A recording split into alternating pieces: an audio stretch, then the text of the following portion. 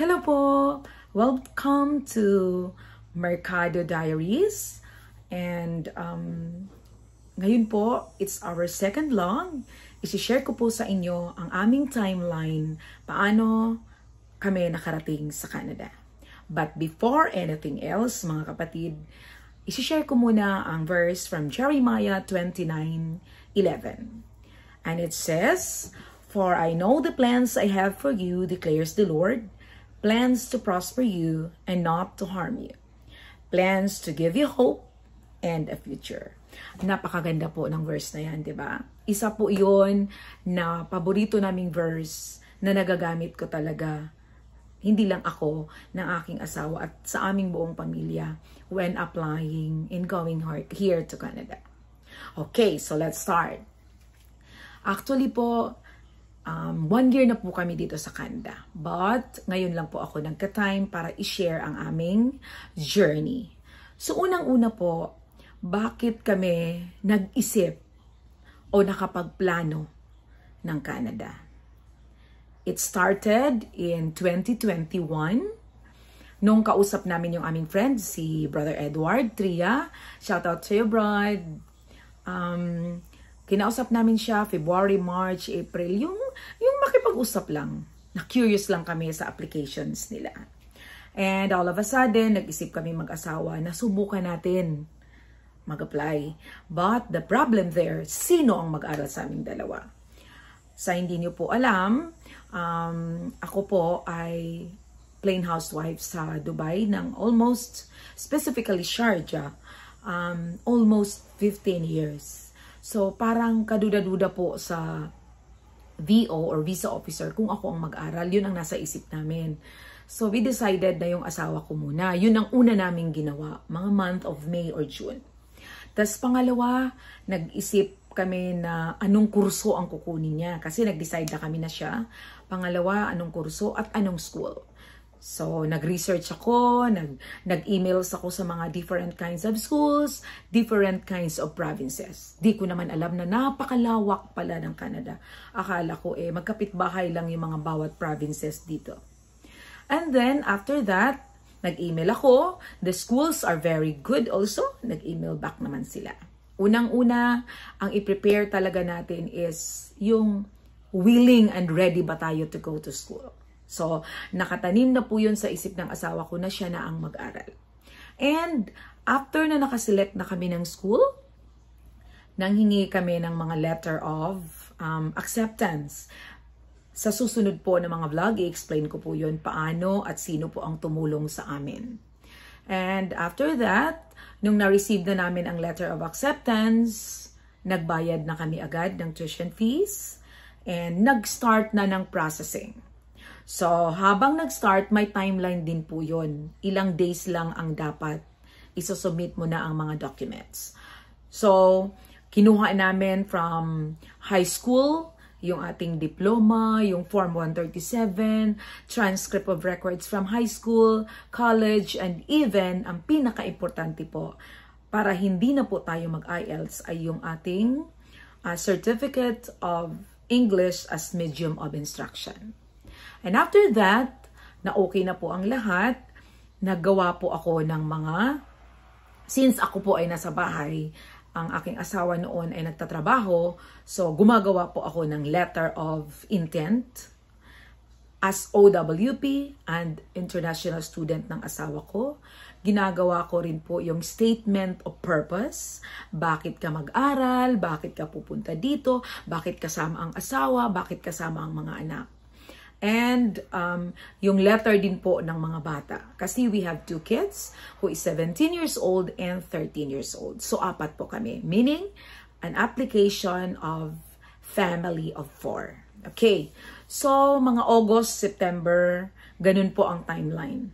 Siyempre, hindi po mabilis sa isang DIYers ang gumawa ng letter of intent. Di ba po? Mahirap mong i-please. No? Imagine from 8 pages, nagiging 5 at kailangan daw 3 lang talaga. You should be precise, be specific sa anuman ang intention mo na para mapapa-oo mo si VO or the visa officer. But God is good. Everything moves smoothly. Talagang sunod-sunod ang aming ang pag-gather namin ng documents. Hindi po kami nahihirapan. Since that was 2021, kasagsagan pa po yun ng pandemic. Pero nakuha po namin lahat and nire-review namin paulit-ulit. From September to October, talagang paulit-ulit. May mga edition na mga nag-i-edit kami, ini-edit namin, tapos balik na naman, sulat na naman. Kasi ganun talaga. Ang proofreading namin is araw-gabi, araw-gabi. Yun po ang ginagawa namin. And nung November 22, pinasa po namin yung aming application. Siyempre, pag naisubmit mo na, maginhawa na. Everything is okay sa tingin mo. So, of course, nananalig pa rin po tayo sa Panginoon na God will answer all our prayers. So, dumating ang Pasko, dumating ang bagong taon, malapit na mag-Valentine's. Sabi ko, ano na kaya? Pero araw-araw po, tinitingnan ko ang emails. Wala pong update. Wala pong sinasabing pasado or hindi kami pumasa. God is good. In 72 days to be exact, February 3, dumating po ang approval. At last, approved po kami. For us na DIYers, talagang napakasarap sa feeling. Pag ikaw po ang gumawa, kahit nagkapuyat-puyat na kayo, everything, basta dumating ang approval, mawawala po lahat. Sabi nga sa verse, Proverbs 16:3-9, commit to the Lord whatever you do, and your plans will succeed. In his heart, a man's plans, he scores, but the Lord determines his steps. So kung amin lang po yung plano, hindi po yun ma-approve, diba? So it's really God's will na na-approve po yun. So moving forward, simula ng February, March, nag-umpisa na po kaming mag-impake kasi 15 years po kami nagstay sa Sharjah. So, pinaplano namin paano namin ipadala sa Pinas, anong gagawin namin sa other things, and even pinaplano na namin ang aming titirhan, anuman ang kahinat na namin dito sa Canada. So, I contacted my friend, si Josette Guerta. Siya po ang naghanap ng aming bahay na hinahanap ko. Siyempre, hindi ko pa naman alam, hindi pa naman ako nakaapak ng Canada. Ang sabi ko sa kanya, yung malapit sa school ni Marlo, na malapit din sa mga bata. True enough, God is good. Nakahanap naman siya ng basement na para sa amin. The owners are good. And nag-down payment kami kasi yung pala yun, 1 month advance, 1 month deposit, or the last payment na ibibigay mo. Dapat pala meron kang payment sa last month mo para magamit mo bago ka aalis sa nirerentahan mo. So, dumating po ang August 10, that was our flight from Dubai to Canada. The Air Canada. It was a very long journey, a very long flight. I think 14 hours to 16 hours. So, tulog, kain ka lang sa aeroplano. Siyempre, nandoon po yung aming feelings na mixed feelings and emotions. Shout out nga pala sa mga taong naghatid sa amin. The Condado family, the Tiksay family, the Gapos family, and even the Gutierrez family, the Rosejin, si Princess, and sa kapatid ko. Nandun po yan sa aking vlog 1, diba? So, dumating po kami ng August 11, 2022, here in Toronto. Sinundo po kami ng aming tinitirhan, yung aming nirerentahan, si Ate Annie at si Kuya Ron. And pagdating po pala namin sa airport, si Lord talaga napakabait. Everything was smooth. Sa immigration officer, wala naman pong problema. Binigay lang po namin lahat ng documents na hiningi nila.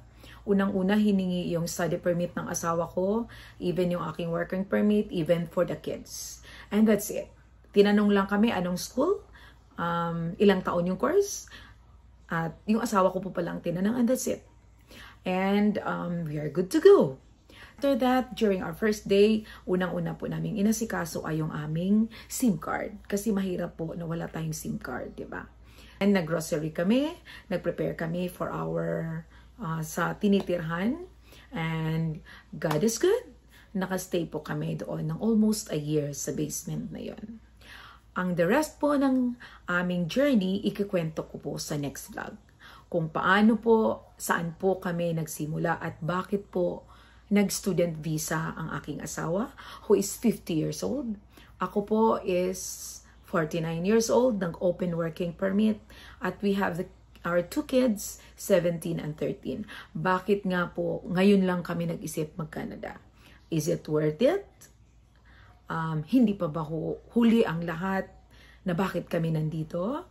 At tama po ba ang desisyon namin na pinagpalit namin ang UAE na 15 years ang buhay doon dito sa Canada?